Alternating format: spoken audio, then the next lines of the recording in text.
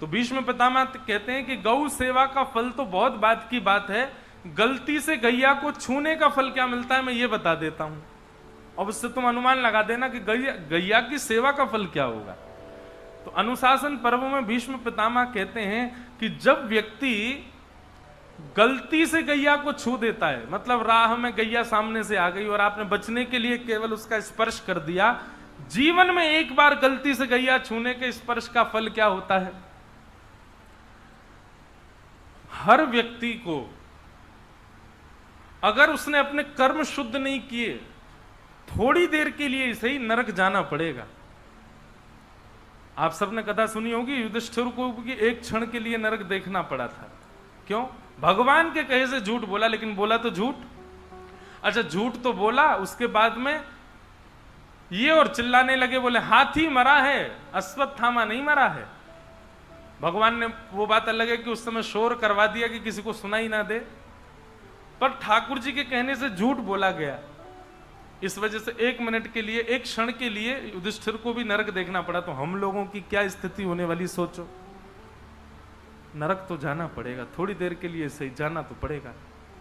इसलिए खूब भजन करो, खूब प्रार्थना करो कि नरक ना जाना पड़े। नरक बहुत बेकार होता है।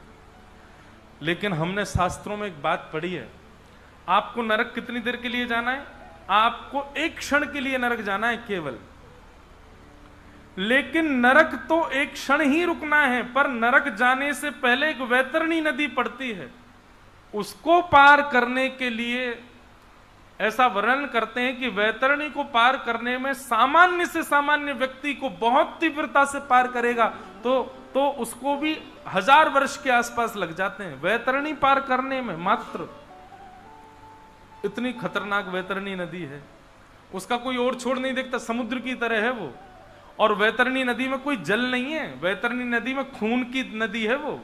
वैतरणी नदी में मवाद बहता है, रक्त बहता है, दुर्गंध इतनी गंदी आती है कि कोई वहां खड़ा नहीं हो सकता। उसको पार करना पड़ता, 1000 वर्ष लगते हैं तब जाके नरक पहुंचता है व्यक्ति।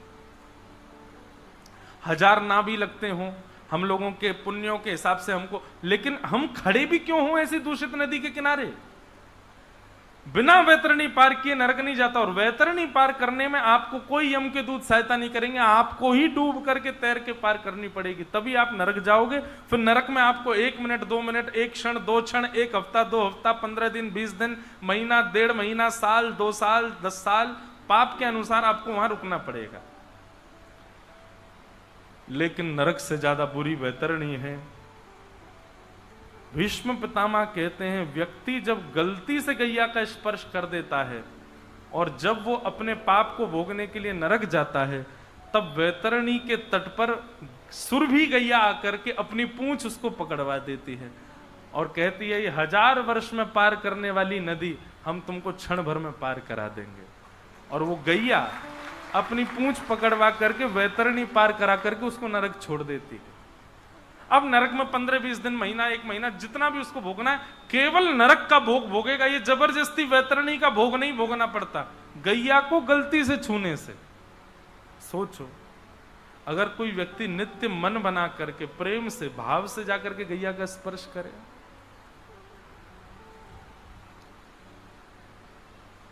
गाय साधारण नहीं है भैया।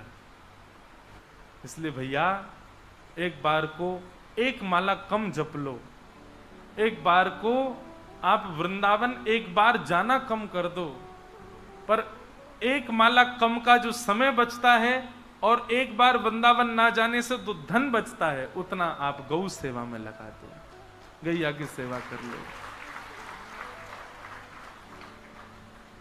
ये प्रमाण है कि जिसको गाय प्रिय लगती है, समझो ठाकुर जी को वो प्रिय लगता है।